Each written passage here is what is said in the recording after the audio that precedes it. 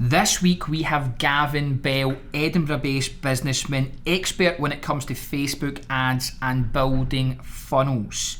We're talking about building funnels to get customers in, to make money online. Even if you're a traditional business, how do you make a funnel to get more clients through the door? He's a speaker, he's a vlogger, he's helped manage and generate millions of pounds for clients through these techniques, and he's going to share some of his wisdom. This is not a podcast to just get you motivated and inspired. This podcast comes with the sole purpose to discuss strategies that we can all implement into our business right now that can increase how much money we earn. We'll hear from successful business people about marketing, sales, recruitment, training and mindset, the key principles to grow a business, make it recession proof and thrive in today's business world.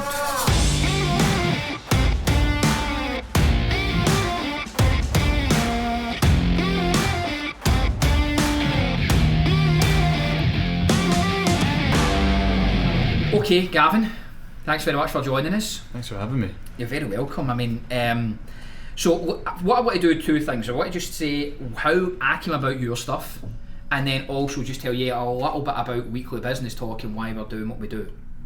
So, we started the type of vlogging and podcast and kind of the personal branding thing just over a year ago, and obviously there's tons of people in the States that are doing it and doing it very well. There is also people in the UK, but there's far more in the States doing it very well. And I was looking for someone not just in the UK, but is there any other Scottish people that are, focusing on personal branding, and particularly video and particularly vlogs, because it is a bit of a strange thing. And I came across yourself. And of course, I know you started to do the Scottish and the kind of touring about Scotland and showcasing that, but with your main skill set being in the business space, particularly social media and building funnels, naturally as a business owner I thought, well, that got my attention, and so I wanted to explore that. So delighted that you're able to join us and you're happy to join us. And really, with Weekly Business Talk, we've got a whole load of listeners, mainly small and medium-sized business owners, and we get the usual things. People want to know about marketing as a whole, sales sales cycles, leadership, recruitment, hiring, firing, management stuff. We just want to talk about business and kind of all the day-to-day stuff, but particularly get away the tactical stuff. And just before we're talking there, we were speaking about like say funnels and things of that nature, and although I'm aware of what they are, the mechanics of them, I'm not familiar with them, so hopefully you can share some of your wisdom on that. But first of all, what's Gavin Bell's sort of 2 or 3 minute bio then? Where did it start? Because you're obviously a young guy, for those that don't know you. What age are you? 25. 25. So yeah. Where did it start and how did you get to here? Yeah, it started when I was 14. It's probably the first symptom of being an entrepreneur. I built my first website, right, selling random stuff on eBay. So that was your website you built to sell stuff? Yes, pretty much. So it was a drop shipping business. Excellent. So don't buy product, sell product. Yeah. When somebody buys it, then get the wholesaler to send it direct to them. So did that. Also went on family holidays, would buy fake Armani belts, sell them on eBay, just anything I could do, cutting neighbours' grass. And did that, like I say, since 14. And that kind of process of making money and I wasn't self-employed, I was still at school, but that idea kind of making your own money, being responsible for your own earnings, that type of mindset. Totally. Like, it's maybe stereotypical being Scottish, but just like having freedom to do what I want when I want. And I've never liked rules, didn't like school. If my parents said black, I'd say white, just complete opposite. And that kind of took me to leaving school, wanted to run my own business, didn't want to go to university, which is kind of what was being pushed towards me. Found a course down in Manchester, year-long course, which was called Peter Jones Enterprise Academy, where you went down with a business idea, and the whole year was meant to be to create that business, to set it up. So when you're learning about marketing, you're marketing that business. And that that is Dragon's Den Peter Jones? Yeah. Perfect, yeah. right. So you're not being taught specifically by him. Yes. But it's his academy of sorts. So is that a kind of commercial thing he's got, or is it more like this is a way of giving back to young business people? I think it's probably him trying to get an MBE. Yeah, possibly. But it's got his name attached, and it's I don't know anymore, but at the time was definitely the most practical business thing. So I grew up in the Shetland Islands, and it was too remote to live there and set something up, in my opinion, for me. And I didn't know anyone down south. I was an 18-year-old guy, didn't know what I was doing. So that felt like a good thing for me to do. Perfect. So I went down, set up a business where I was putting personal trainers into corporate environments to run corporate wellbeing sessions. And that business did okay. Moved to Edinburgh 5-6 years ago. That business kind of lost a little bit of interest, and saw an opportunity when I was working with personal trainers, had relationships with them, saw that they were terrible at marketing. Like, they were going after 50-year-old women that want to lose a little bit of weight, but their Instagram was 6-pack abs and broccoli. It was like, that message doesn't work. So I was like, okay, this is something that I can help with, and I've got the contacts. So I did that. Decided one day that I was going to launch it, a social media management agency, launched it, and from there kind of slowly moved into the Facebook ad space, and slowly then starting to move into the funnel space, which we spoke about before coming on air. So it's been like this whole entrepreneurial thing started very, very young, but it's just been a constantly adapting, evolving thing, as I'm sure is the same with you. Let's just start right there. What is a funnel? For those that go, I know I run a business, I know I need clients, but what is a funnel? How does that all relate? Yeah, well, I think the term gets a bad stick sometimes. So people will think it's like a guru-y, jargony term, online marketing, affiliate, you think of all the network marketing. You think of all the bad things. Yeah. But for me, a funnel is essentially just the process of somebody being a stranger to your business, working through the stages, and then becoming a customer. So how do we get someone that doesn't know who we are to become a customer? And if we can do that at a profit, then you've got a scalable, consistent business. If I know, for example, that I spend £10 in ads and I acquire £100 worth of sales, profitable business, scalable, you spend as much money as you possibly can because you know it's making profit. So a funnel is just those steps. Okay. So when it comes to do we need a funnel, actually I say everybody has one. So if you're an e-commerce site, your funnel is somebody comes to the website, looks at a product, adds to cart, initiates checkout, purchases. If you're an agency, it might be someone comes to the website, fills in a form, books in a phone call, becomes a customer. So it's a sales process that way. It's essentially a sales process. Those are the things. But the way that I like to look at it from a funnel perspective is, okay, so let's say 100% of people that come to our website, 50% view a product, 10% add to cart, 2% initiate checkout, and only 0.5% buy. If we look at that and we look at the numbers, then we can go, right, so what part's not working? Why are 10% of people initiating checkout but 0.5% of people are buying? What can we do on that initiate checkout process to improve that? So do we change the copy? Do we change the color? Do we change the design? When we talk about funnel, it's almost like it's a mixture of the sales process with our marketing, with our conversion rate optimization. All these things kind of join into one. And improving them. And that's something we quite often talk about is trying to just have, because I don't think quite often there's any huge changes that need to happen in these things, but it's just about changing the copy, changing the layout, possibly the colours. Am I right in saying that all those things happen, even if it's on a contact page or the copy in a Facebook ad? All of those things matter, and it's all about trial and testing and totally. Like, I'll give you a prime example. My own membership. So we launched it on ClickFunnels because it was an easy thing to do, and we were running ads to literally just the homepage, and we're getting people to buy at a profit. Great. We then moved over to WordPress, and the checkout page changed slightly, and the conversions completely dropped. It was the same content, but it was designed slightly differently. And so what we did was we put on a piece of software called Hotjar, which allows you to heat map the page, so you can see what people are doing, how they're filling it out, what they're reading, etc. And found that 100% of people on mobile devices were clicking on the menu before going and actually checking out, which meant they were coming to the checkout page, and then rather than filling in their forms, immediately get off there. They were going off. And like, if we didn't have that piece of software and we weren't focusing on those numbers, that's something that we would have overlooked, and you're losing out on cash, you're losing out on business. You briefly touched on your membership program. Is that exactly what that is then? It's so that you're training people to not only be out, and this of course, by default you'll be talking about your membership program and everything, but is that what you're training people on now, is like heat maps, what they are, how they work and why they're important, versus the copy, where to put it, is all of that stuff? So you cover all the... Yeah, pretty much. It's for like a lot of businesses, and I've been there, freelancers, personal brands, which I'm sure we'll touch on, they live in a world of feast and famine. Yeah. So it's, we do everything we can to get clients, then we forget that we have to do business development. The relationship with the client comes to an end and we've got no business, so we start that process again. Yeah. So it's like bank balance just goes like this. If we had a system, a funnel in place that was generating leads or at least traffic onto our website, then we've got an element of consistency there. So it's taking all of that and trying to package it into a step-by-step process. And you mentioned kind of like an agency, and you spoke about like the personal trainer space before we came on air, but would these things work even with what I would call a traditional business, maybe the old-fashioned one? We've got a lot of interest in the legal and financial services, so like an accountancy business.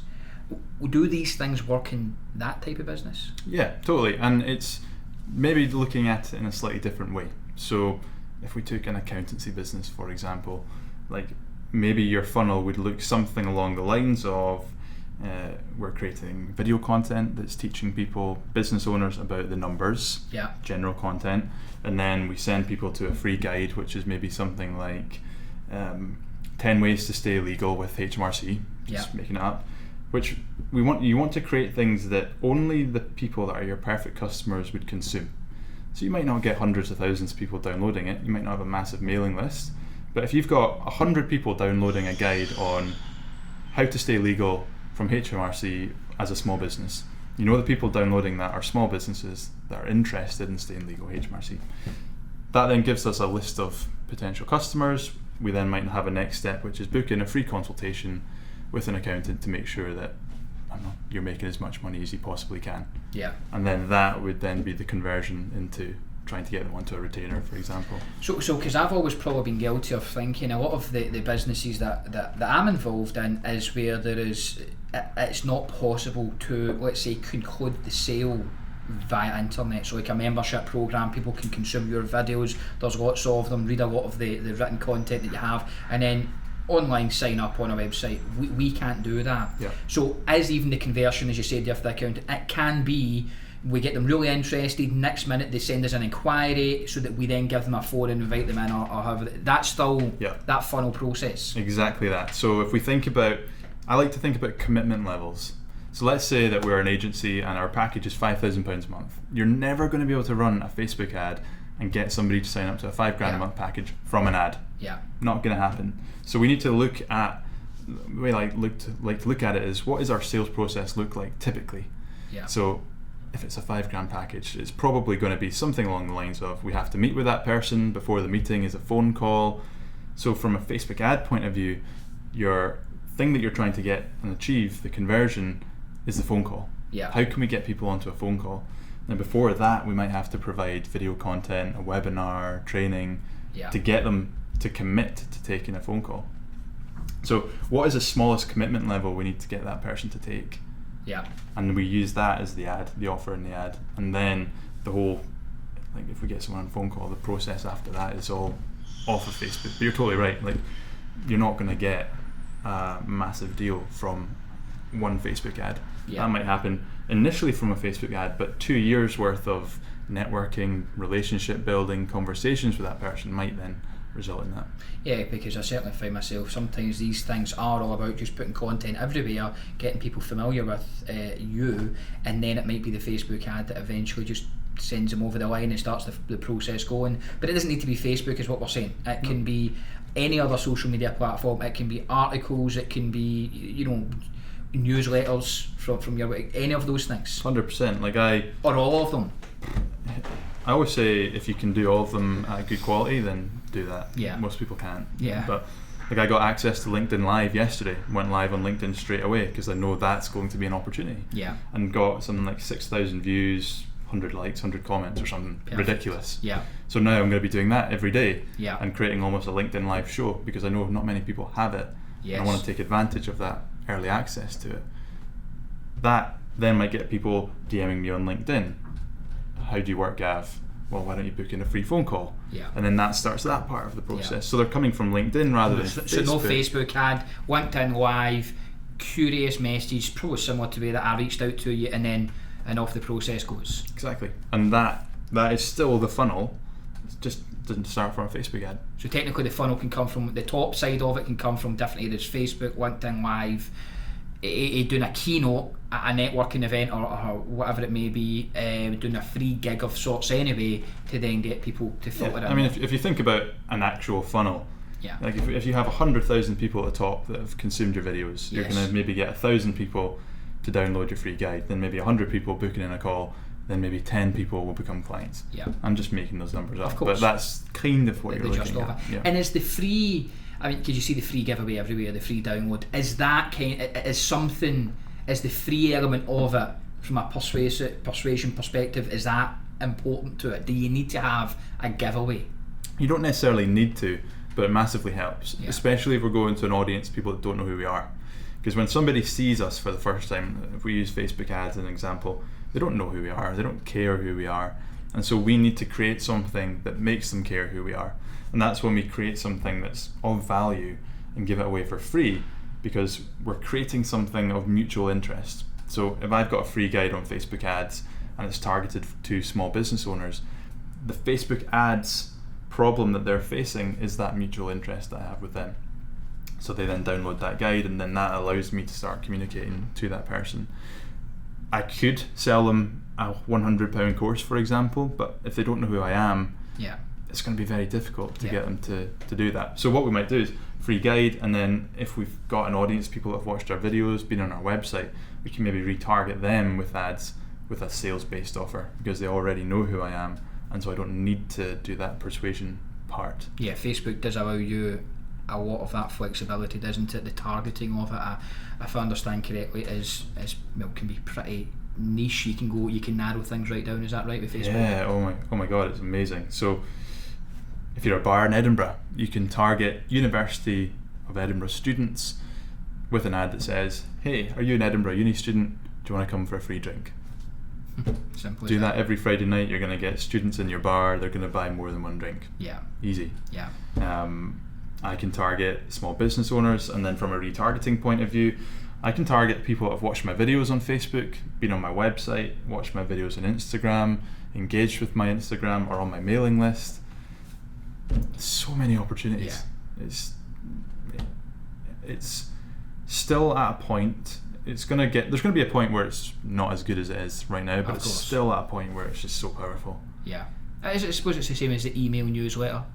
Yeah, going back a decade ago, or maybe more than that, and now it's not as powerful as it once was. Obviously, far from it, and the new sort of technologies coming about, and then in another decade there'll be something else, of course, that's coming about. So it's about staying current, really. You spoke there about LinkedIn and LinkedIn Live. How did you find the so it's not available to everybody, is it? No. It's only select, yeah. I just went on LinkedIn, and there was a little box on the left hand side that said go live. Yeah, pretty much. And I was like, hell yeah. Yeah, I did. So they had to download some extra piece of software and went live, and because it's such a new feature, LinkedIn are over indexing that on the algorithm. So like pretty much all of my connections would have got a notification to be like, Gavin Bell is now live. Yeah. So as soon as I went live yesterday, I had like 30 people on. Because it's new, and they're going, what the hell is this? And I was only planning to go for 2 minutes, but I went for 10 because people I have no idea who they are were asking me questions like, where do you expect to be in 5 years time and stuff. And like, I was just like, this is a big opportunity. Yeah. LinkedIn in itself right now is a massive opportunity, because this, like, the algorithm, you can get so much more reach than like Facebook. So and it comes back to like these changes. Whenever there's a change, Instagram bringing out IGTV, LinkedIn Live, when Facebook brought out Live, when these new features come, they always over-index them in the platform, on the algorithm. Purely to try and get some traction on it, and then you get interest, okay. And that's the way it is with LinkedIn. That's when you want to go and take advantage of it. Yeah. 6 to 18 months time, LinkedIn won't be as powerful as it is right now. Yeah. No, there's no secret. There's obviously some big players, and I believe you're a fan of, like Gary V. Yeah. he's quite openly spoke about LinkedIn right now, where there is huge growth. Why is that? Why is there's such a great opportunity versus a Facebook right now with LinkedIn? Is it because of there's less people on it, or what is the reason? It's almost a maturity thing. So if we take like Facebook for example, back when Facebook first started, it would have been the same. Yeah. You get a ton of reach for your posts. More and more people come on the platform, and so you start to get less of a reach as the algorithm tries to make you as a user have the best experience possible. LinkedIn's kind of going through that right now. Right. They were acquired by Microsoft however many years it was, and just on the algorithm point of view right now, you can just get a ton of reach. Yeah. Like a simple text post or a video just goes much further, and there's going to reach a point where that stops, more advertisers come to LinkedIn, and it just becomes saturated like Facebook is. But right now it's not. How do you, because I always feel that when you go, I don't know if you're the same, right, but I'm very selective about when I go on social media, what I follow or who I follow, and it kind of frustrates me sometimes when there's like meaningless posts. Maybe I'm being a bit hard, but I don't like. I like to get some good quality stuff. I don't like just a general chat or question. How do you come up with your content and make it really engaging, or is there a balance? How often should we do it, and how do you come up with that? Yeah, so I think there's a mixture. Like I think as a general business point of view, advice here, easiest content strategy ever to create is just ask yourself, what questions do we get asked as a business all the time? List them all. It's going to be things like, how much does it cost? Why do you do this? Who are your competitors? All those, like, just list those. So literally just list them out. Yeah, because relevant to what you're looking to try and. Because that's what somebody's searching for on Google. Like, if you're buying a swimming pool, you're going to type in Google, how much does a swimming pool cost? Yeah. If you're a swimming pool company, you want to be number one. Most people aren't doing that. So that's a very, very basic content. So strategy. that would, literally, if we take the swimming pool analogy there, how much does it cost? How much does it take to maintain? How do you clean a swimming pool? Do you need insurance? All of that. Fiberglass pools versus concrete pools. Yeah. Do you need planning permission for a swimming pool? Yeah, so like one of my friends has actually done that. Yeah. And so he's called Marcus. He's got a swimming pool company over in the States. And he created a blog post. Before blog posts and content marketing was a thing, he saw that he was getting asked, how much does a fiberglass pool cost? All the time. Nobody had answered that online before, because nobody likes speaking about how much things cost. It depends. He wrote it. That article to this day ranks number one for that term and has generated something about $3 million worth of sales. So one article which took him an hour or so, probably. Yeah. So it's not that easy anymore, but there's still industries where, like, if you're an electrician in Edinburgh and started answering all these questions about electricians in Edinburgh, who are the best electricians, who are the cheapest electricians, who are the most expensive electricians in Edinburgh, no one else is doing that. Yeah. And if you're the first person to do it, like, that's all you need to do from a marketing point of view, as far as I'm concerned. So if you're a PT or you run an agency, like a social media agency, it is saturated. There's a lot doing that. But in some of the other industries, for example, we're in the, as I say, the legal. Let's just take the legal industry, for example, solicitors in the main. You don't find many solicitors doing that type of thing. No. So therefore, there is a market there. There is a bigger opening than, say, being a PT, for example. Yeah, but even if you're a personal trainer, if somebody's looking for a personal trainer, they go to Google, they type in probably something like best PT Edinburgh. Yeah, they're probably not doing the best job they can either, is that? No. Yeah, so like, if I'm looking for a PT, I'm going to look, and let's say I want to gain muscle, I'm going to type in something like best muscle gain PT Edinburgh. Yeah. It's going to be my Google search term. There's probably not a blog post there that is titled, who are the best muscle gain personal trainers in Edinburgh? If there was, they would rank number one on Google, and they would get all that traffic. Can you literally write an article then? I mean, is this what a little bit sort of dirty tactics? If you wrote an article, top 5 PTs in Edinburgh, and then you put yourself at number 1, and you do list another 4 men or women, but you're number 1, and there's no actual. I mean, can you do that? Yeah, I mean, I would. Is that a bit naughty? Is that frowned upon, or is that? I mean, you could do it. I would probably, just from my perspective, probably want to go down the route of saying, I know as a customer you're searching for the best personal trainers in Edinburgh. I've created a list of the top 5, and their details are below. And then I'd list 5, and then I'd probably say something at the bottom like, we also do this or whatever. Yeah. I probably wouldn't make it as like, we're number 1 that, but you could. Yeah, you could technically do that there. Okay then, and is there any other, I mean, we spoke there about Facebook Live, LinkedIn Live. Is there any other ones that are around the corner that you're aware of that, you know, people should be aware of? Is Twitter going to make a resurgence? Is that still worthwhile doing? Is Instagram at something new? Is there any other platforms or things happening, or is LinkedIn Live? I think Instagram TV is interesting right now.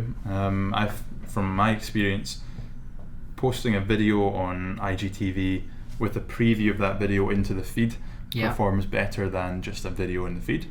So I'm quite interested in that. LinkedIn, just native video as well. I'm a big fan of Facebook video, but not necessarily from an organic point of view, but using that video. And see, when you say native, that there is, do you have to record on the LinkedIn app, or is it record on your phone but upload the video through LinkedIn? Yes. That's what I mean, Okay, so you can do that. Just don't post your YouTube link. Yes. Right. Okay. Never do that. Yeah. The platforms, generally speaking, all have the same goals. More people on the platform, spending more time on the platform, because it means more ad revenue for them. So anything you can do from a content perspective that keeps people on the platform, they're going to like, which means you get more reach. Yeah. If you're linking off to YouTube, you're taking people off the platform. They don't like that, so they're going to restrict your reach. And so that's why like Facebook Live performs generally better from a reach perspective than normal video, because the attention on Facebook Live is generally more. Yeah. And video performs better than images because the attention is generally more. It's all about attention and keeping people's eyes on the platform, because then they can run ads. And that's where they make their money, of course. All right, and talking about all this content, and regardless of the platform that you decide to post on, how do you the way, like, for example, you seen LinkedIn Live and you just went on to it and there was a question you probably asked yourself and you thought, I'll talk about that, but how do you normally make your content? Do you do you sit down to then plan it? Or if you what left here today and you say I was at a podcast, is it just spontaneous that way, or do you have a strategic planning every week I'm going to do? So how do you go about doing that? So there's a general mixture. Yeah. So after today and probably after this, I'll take a couple of pictures, videos for like Instagram stories, probably an Instagram post for tonight. But then like my larger pieces of content, so videos and blogs and soon to be podcasts, are all planned out. Right. So and my membership content is all planned out. Of course. So I generally try and plan out like 3 to 6 months in advance. That always changes.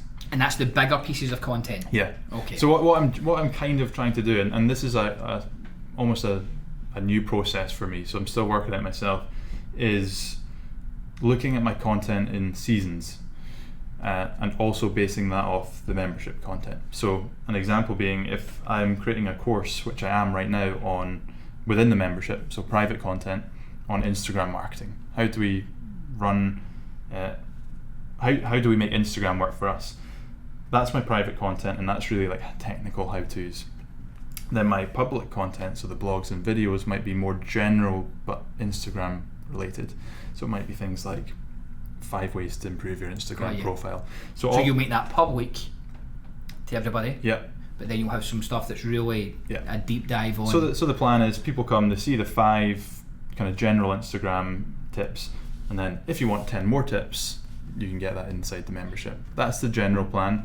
And my so my public content stems from my membership content, and my membership content stems from what my members want. Got you. So I ask the members, what do they want, in a poll. They give me boom, boom, boom. So that basically, like, I think I asked them 2 weeks ago, I gave them 8 topics, and they basically ranked them. So that gives me my like content, market research, pretty much. Yeah. So it's like organic content, then they want to learn about AdWords, then they want to learn about SEO, for example. So that then steers my public content, and that's a new process for me, but that's kind of what I'm working towards. And then when I'm thinking about probably month in advance, I'm going, right, what blogs should I write, what videos should I make, and that is kind of taking those things like Instagram and looking at keywords and trying to find potential areas that people aren't And is that looking at the things that maybe people are asking there's not much on, and also looking at current topics right now? Exactly, yeah. Okay, how did you come up with, I really like this video, it was actually one of the better videos I've seen in general online in a while, your personality one. Yeah. That done well, surely. It did, yeah. So that was... For those that, again, that haven't seen it, I mean, you should go and look at it, but what was that? Yeah, so it was a 40-second video or something, which basically just took the piss out of some of the different personalities that you see on LinkedIn. And I love the Jag one. So that actually stemmed from seeing a comment on LinkedIn or a post on LinkedIn, somebody talking about people making LinkedIn videos in their cars with terrible angles. Yeah. It was a comment or something.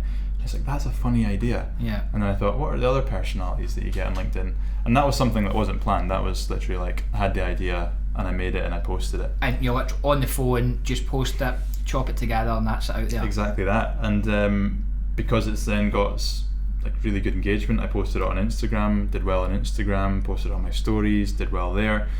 I'm now going to go and create some other kind of comedic. And will you put some budget behind that one? Because I think that's a real good one. Yeah, because it's funny, it's different. It's what works really well on platforms is when you create something that's contextual to the platform. Yeah. So that's a LinkedIn video that I posted on LinkedIn about people on LinkedIn, and something that most people on LinkedIn can resonate with because they understand the different personalities. Yeah. So it's, if I was to do, like, the next idea I want to do is like an Instagram entrepreneurs spoof video. Yeah. And post that on Instagram. With the Lambo and the like girls, Lambo, notes and stuff. Yeah. So it's like, it's just, those types of things are just fun. Yeah. No, I would agree. Yeah. I think there's a when you're someone like me that just loves content creation, some of it is business driven, but some of it's just a bit of fun as well. Which is an indirect way to drive business, of course. Exactly. How often should we be posting? I mean, me and Matthew have had this talk before about, maybe we should only do maybe like 3 times a week. But then I've had somebody like a Gary V saying, no, listen, 3 times a day. Like as if we've all got like a team of 15 people there or something. But what forgetting what our resources are, because there's nothing stopping us right now making one, and technically that didn't cost much or take much time, but how often should we be posting to really get any kind of momentum? Yeah, every time I watch Gary V, I feel bad about myself because he's like, you should be posting 100 times a day. Yeah. I'm like, Jesus Christ. I always, so when I posted Scottish based content and it was me going out in Scotland, I found it very easy to go viral because I was posting it and I was getting a ton of reach on Facebook. We're talking like, I think I had 4 videos that were over 250,000 views. Yeah. So I kind of found a process that worked there, and my process there was posting once a week at the same time, and it worked for me. And my philosophy behind that was always, like, with the algorithms, I'm a bit nervous about posting things that might not go down well from an algorithm point of view, because it might then ruin my reach for when I post something that's going to be good. Then you have Gary V that says you need to be posting 100 times a day and forget about the quality, just volume, put stuff out. Yeah. So I kind of come under the opinion of, like, everyone's going to have different resources. I had a video guy that made it a lot easier. Now I've got an office with a setup that's pretty easy to make content. So I feel it's as many times as you can possibly put out quality content is the way that I would try and explain it. So if you can post a nice, and quality is going to be subjective as well. Of course. So who's your customer, who's the audience? If you can put out every single day something that's valuable to them and you've got the resource and time to do that, then great. If you don't, then you need to think about, well, are we going to do twice a week, 3 times a week, 4 times a week, whatever works for you. I'd imagine does consistency matter though? Like, if you're going to do a Monday, Wednesday, Friday, and you start then doing a Tuesday, Friday, Sunday, is that? I don't think so. Yeah. I think the argument that people will make about that is people come to expect the time that you're posting. I think that only really matters when you're massive. Yeah, huge. And I've done it. Yeah. I mean, I've like, he's not posted yet. What the hell's happening? Yeah. So I have done it myself, so I can relate to that. But only when you've got like maybe a large following. Like, I know that my audience wouldn't care if I didn't post on a Tuesday at 3 p.m. Yeah. For example, so I don't really care about that. And if you get to the point where you tell your audience that you're posting on a Tuesday at 7 p.m. and you've got 10 million subscribers, it's maybe a different story. Of course. At the same time, I don't think it really matters. Yeah. I think it's just I think consistency matters, but not because of that, but more from a point of, if you post a picture on Instagram and you post one once a week and it gets 2,000 impressions, you're getting 2,000 impressions a week. If you do 5 posts a week and they get 2,000 impressions, it's 10,000 impressions. By the end of the year, that's a massive difference in the number of people that have seen your content. So I think consistency is important from that point. And I'm actually kind of moving more towards not caring about the vanity metrics behind what I'm posting. I was very, very metrics driven with the Scottish content, but I'm moving more towards the point of like I just don't care, and I'll post what I want to post and enjoy posting, but also what I think my audience will enjoy. Yeah. And even if they're not engaging with it from a liking, comment, sharing point of view, I know they're still looking at it, which is part of the puzzle. But at the same time, you do want to get that kind of shareable content. But if we go back to the LinkedIn video example, that LinkedIn personalities video is one that will get shared and commented on and liked because it's a kind of viral, funny thing. But it's not necessarily valuable in the sense of getting someone to make a buying decision with my business. Yeah. If I make a buying decision type post, which is maybe like, how much does it cost to outsource your Facebook ads? That won't get shared and liked and commented, but I know the smaller audience that are watching that and reading it are considering buying that product. So it's, you know what, it's hard. There's no right or wrong answer, and I think the majority of people that are listening and watching this will, from my experience, will probably be like, God, I don't have time to make 1 video a week, never mind 10. And for people like that, I would say just try and commit to doing like a 2-minute video per week. Yeah. And just start. So that I could say, I think we had the conversation with that kind of real master of the telephone in terms of selling and booking appointments, and one of the things we came to the conclusion is that the reason people don't like it is just because they don't ever really properly prepare. And I think similar to what we discussed there, is people don't like or can never find the time to putting videos on is because they don't really ever commit to actually just persevering and doing it. And programming it within their schedule. Which kind of relates on to, I mean, because I'm sure you've had it, I know I've had it, but what do you say to when you're putting yourself out there, to the naysayers, to the kind of, you know, people that are negative, and for those, what would you say to those people that are kind of holding back because they're just too embarrassed, or they're just they're worried about how they might come across? What kind of advice would you provide to them? Like, I've been there. So my first video, which is still on my channel, and I talk about it every time I stand on stage, I was so scared of what people would think and say that I took my phone into a forest and filmed my first video in a forest. And I was speaking about Twitter followers, and the video is awful, like shockingly bad. But I started, and that was like me off to the races. And then I was like, okay, well, nobody actually cared, so I need to get better at this thing. So I then started 100 vlogs, 100 days challenge, where literally every day picked up my phone, spoke to it, didn't care about likes, comments, shares, nothing. It was just a process of getting better, and just uploaded it. And from then I started to like, maybe I could learn how to edit a bit more. Maybe I could learn how to improve the storytelling in the video. All those types of things. If you're just starting, don't compare yourself to the likes of Gary Vee or people that have been doing this for years. Like, you're in your own lane, and I would just say, at the end of the day, people don't care as much as you think they care. So just publish something.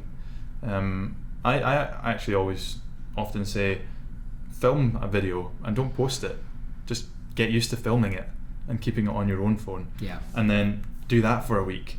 And then after the next week, then commit to just posting it on Facebook. Post one of them on, and gradual steps that way there. Because I totally get it. There's a fear of video, there's a fear of cameras. It's nerve-wracking to put yourself out there in the world, but generally speaking, you're normally worried about what friends and family would say, and those people aren't paying your bills. Yeah. If you're not putting out content that's stuff that you know is valuable, and it's going to be valuable if you're in business, and if it's not, then you shouldn't be in business. Yeah. You're doing a disservice to your customers by not putting it out. Yeah. So by being able to help people. Yeah, I suppose that way you've got to almost reframe. It's not really about you, it's about the people that are watching. Fred's obviously with us, for those that are listening. We quite often have a good laugh at the... I don't know if you find this, but because you'll still get naysayers and all the rest of it, but we actually start to enjoy the comedy that comes with it after somebody says something to you and says it gets to that stage where it really...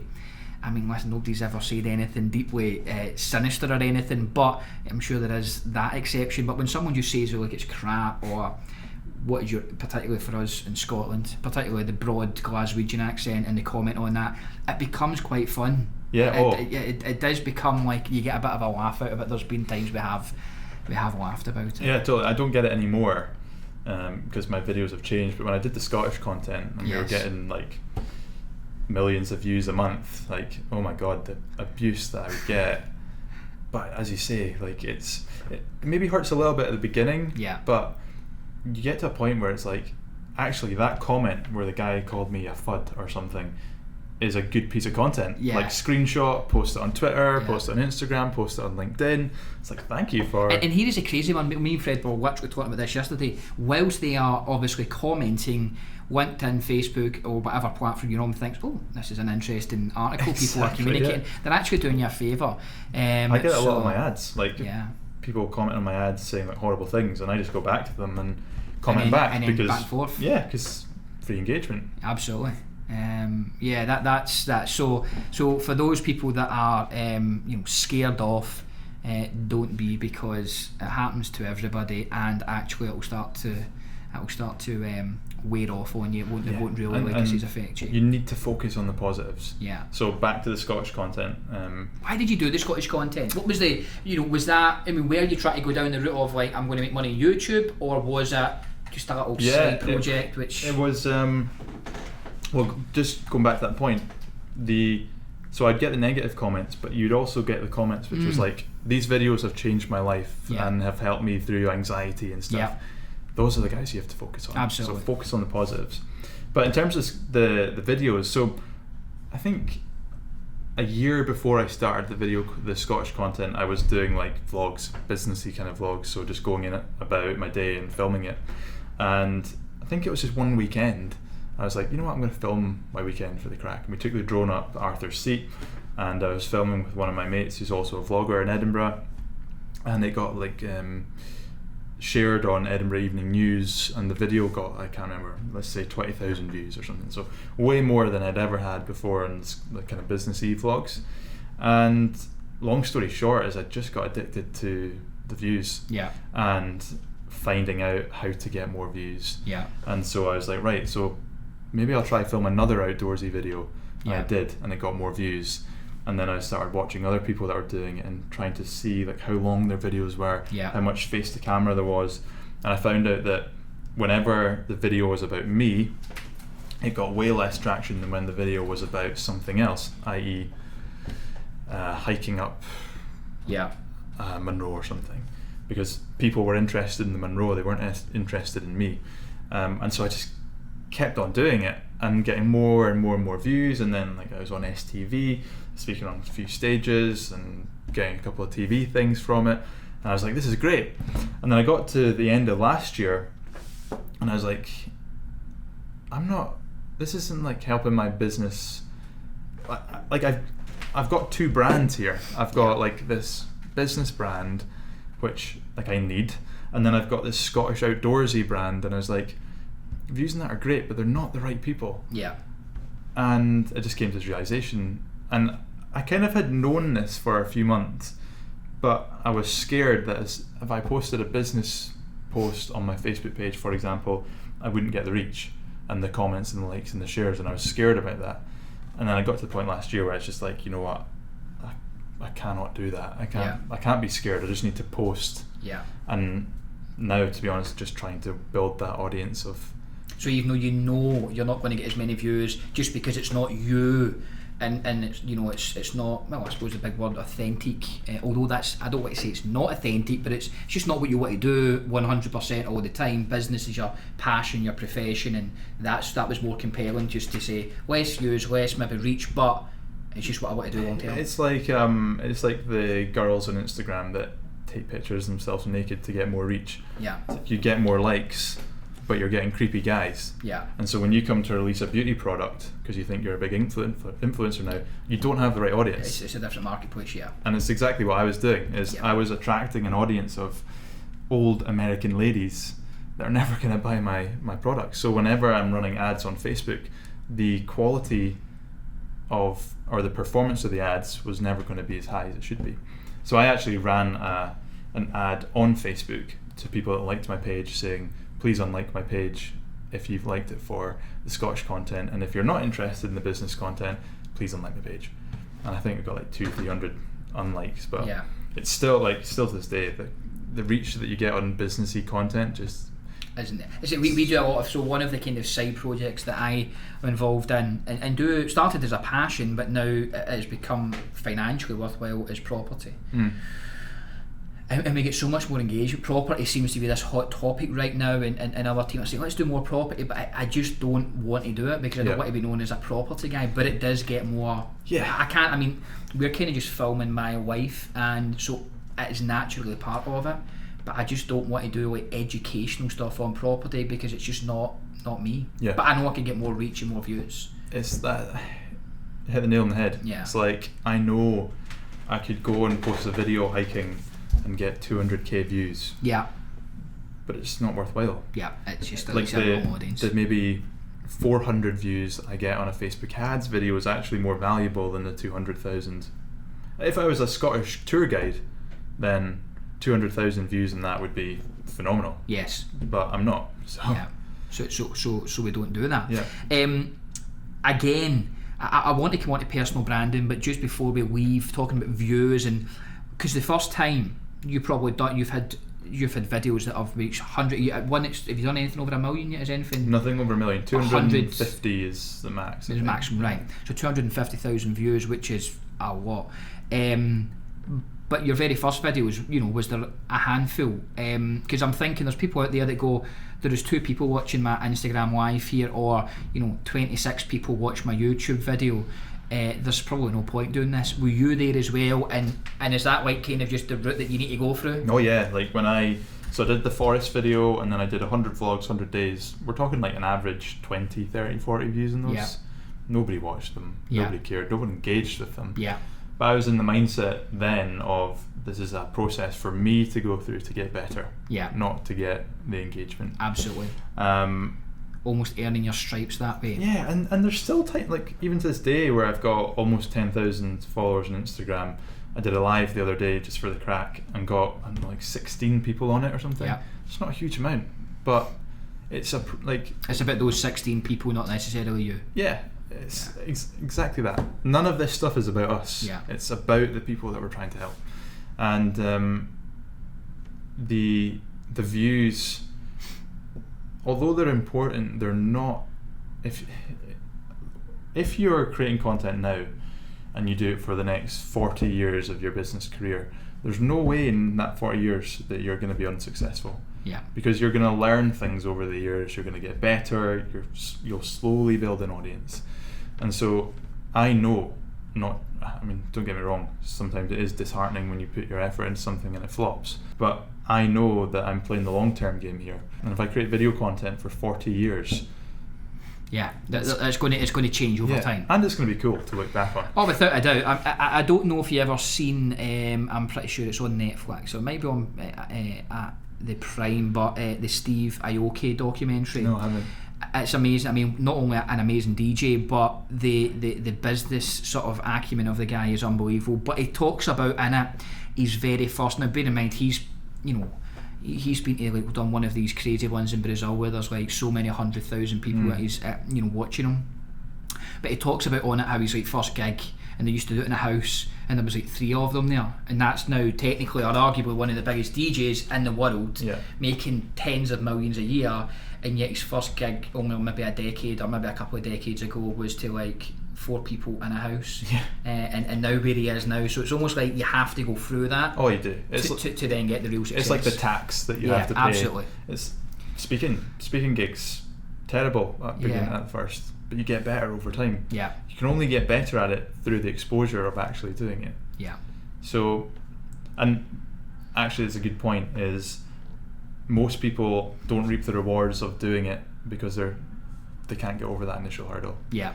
That's a shame. They do talk about that actually. There's probably so many great speakers out there, great sort of content creators out there, people that had a lot of knowledge and just never ever shared it. Yeah, like probably the best YouTuber in the world could have been, isn't, because they're too nervous to put their first video out.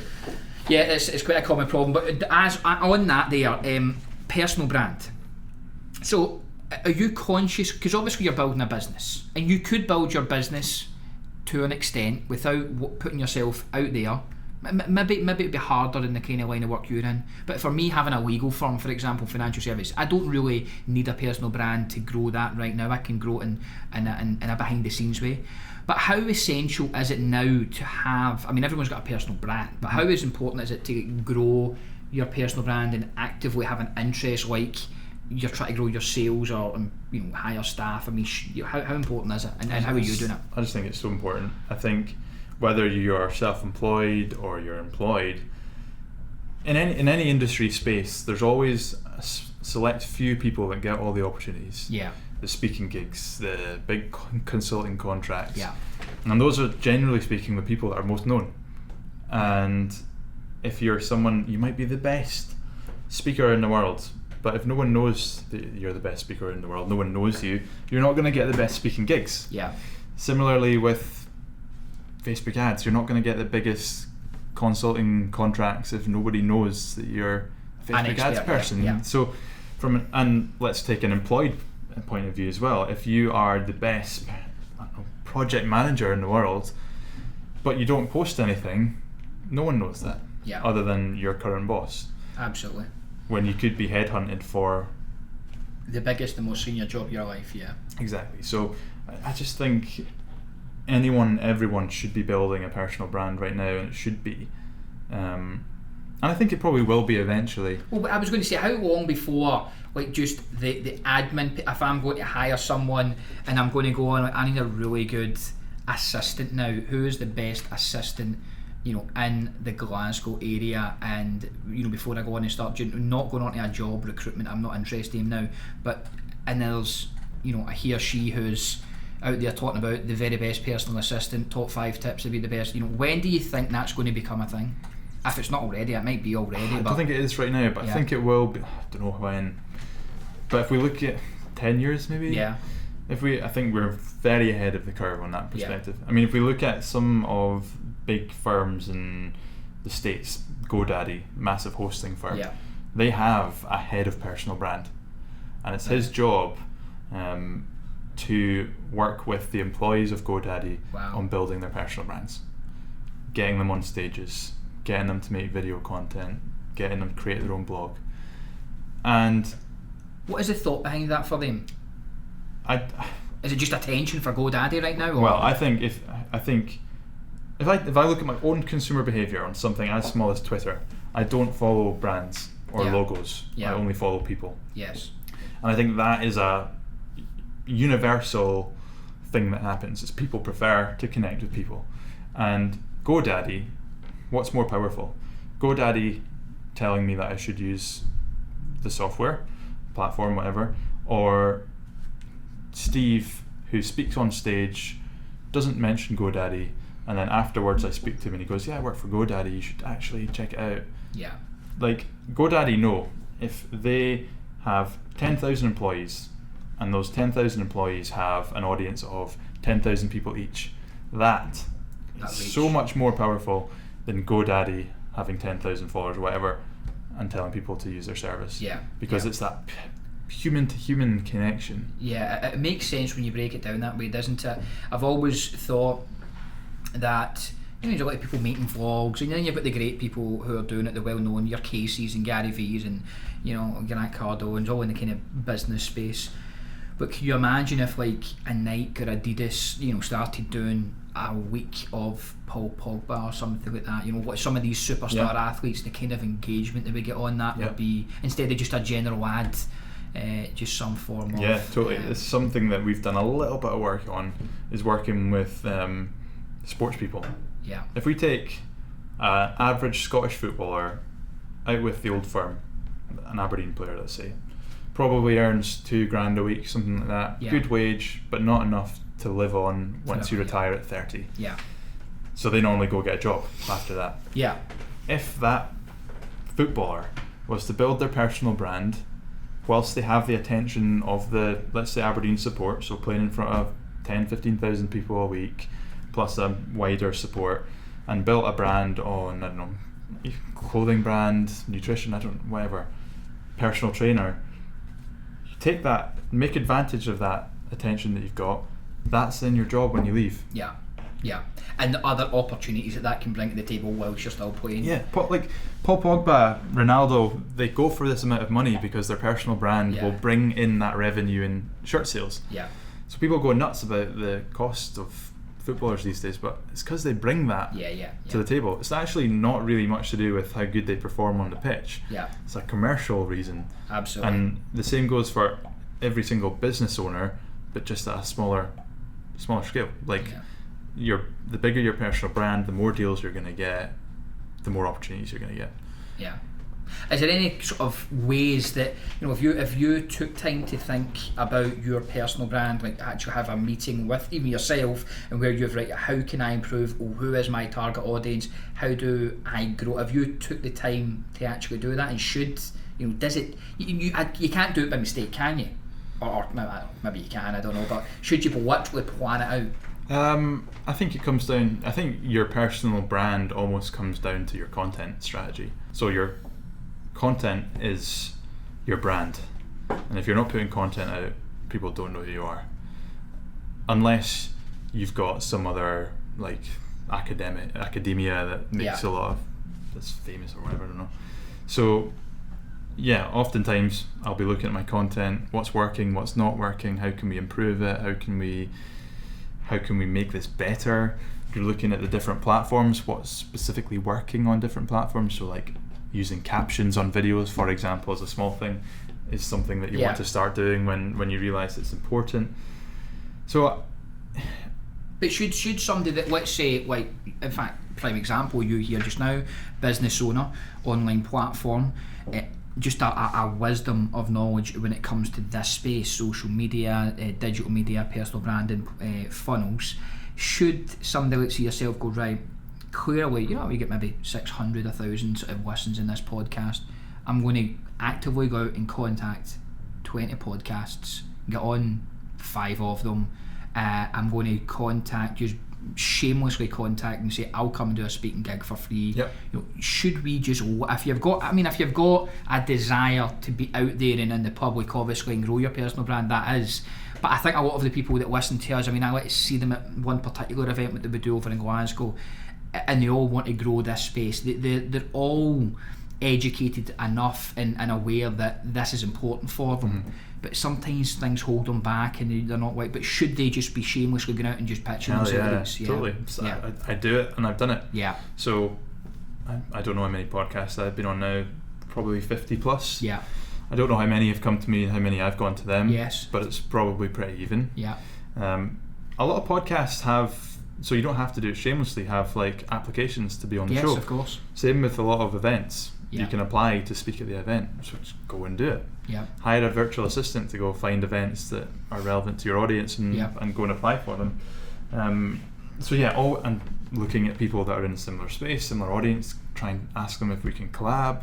Yeah. All these, I mean, it's maybe slightly different from where I am, where in the marketing space, but if you are like an influencer, let's say you're a nutrition brand, reaching out to influencers, people with fitness audiences, and give them free stuff, hoping that they'll post it. Well, Gary Vee done that recently, didn't, with these shoes and these wine and these type of things that way there, just hand them out to these people. Yeah, like in terms of shamelessly reaching out to people, just do it all the time. These influencers, sometimes it can be a little bit like that, won't they? They're looking for anything for free or for money. I mean, that's how they make their money. That's what they've got to do, I suppose, is help promote other people and other products. Okay, well, let me just summarise, Gavin, because I'm conscious of the time now. We go back to funnels, right? Just if we could take the three main points or three main things that I'm a company, I'm looking to build a funnel. Well, we've all got a funnel, as you said, but I'm looking to improve my funnel. I'm wanting to improve how many people in. What are the kind of three main things that I need to be thinking about, conscious of? Yeah, first of all, you need to be tracking. Yeah. So you need some way, I don't really care what it is, some way to track, for example, people coming to the website, people inquiring, and what's the conversion rate there. A lot of people listening probably aren't even ready to start thinking about running a ton of Facebook ads to a funnel. So we want to think about what do we do before. So it's, let's put first of all, tracking in place. Second point is your content strategy. Yeah. So like I said before, list all the questions you're asked. I'm pretty certain most people will be able to answer, to take 52. Yeah. If they can't, supplement it with problems that you know your customers face, and ask yourself what might they Google to find your service. So who's the best legal firm in Scotland, for example. You're going to come up with 52, relatively easy. There's your content strategy for the year, one blog a week or one video a week. There we go. And then third, I would say is like literally just be consistent. If you've got those titles, we know they're going to be good. Just put them out consistently. Yeah. And the best way to do that would be create a video for each blog and then pay someone or do it yourself to transcribe that video into a blog post. Yeah. So you've then got 52 topics but 104 pieces of content. 52 blogs, 52 videos. And in a year your website's going to go from however much traffic you've got now to a hell of a lot more. And you're going to have a YouTube channel and you're going to have an active presence on Facebook and Instagram because you can post the videos on all these different platforms as well. So it's the basics. Like I could sit and talk about the very technical elements of Facebook ads, but they don't matter unless you've got the fundamentals in place. It's like a lot of things. Gavin, thanks very much on that. Tell everybody where can we learn more about you? Where will we online and where will we find you? Mr. Gavin Bell everywhere, any platform, mrgavinbell.com, and Instagram's probably the best. So pop a DM on Instagram and more than happy to help. Is that slide into your DMs? Slide into the DMs. Slide into the DMs, you'll get Gavin. Well, Gavin, thanks again for joining us at Weekly Business Talk. It's been a pleasure. Thanks so much for having me. So there you have it, Gavin Bell sharing some wisdom, knowledge and expertise on personal branding, how to make social media content. One of the ones that, I like to obviously pick up on some points that I'm going to take away and that I'm going to start implementing. And one thing I've never done is kind of had a long-term plan for the personal branding side of it. So it's simple, thinking of things that people want to know, listing them out on a piece of paper, up in a whiteboard, and not letting yourself out the room before you write so many articles on those subjects. You're having a strategy in place in the diary, committing to them, where not only can you research, but you can actually write and create the content. So nice and simple, nothing fancy. Having that mix of entertaining and educational, informative videos, again, another good one, and just some of the basic fundamentals of actually creating a funnel. So lots to take away. I know I've got a whole lot of notes about how I'm going to implement it into our business. Really interesting if you can all reach out and let us know what you liked about it, what you're going to try, or what, probably best is, what are the problems that you face, and we can see if we can get Gavin to do a little Q&A as well off the back of this there to help you all out. So there you have it, Gavin Bell talking about Facebook ads and building funnels in the personal branding space.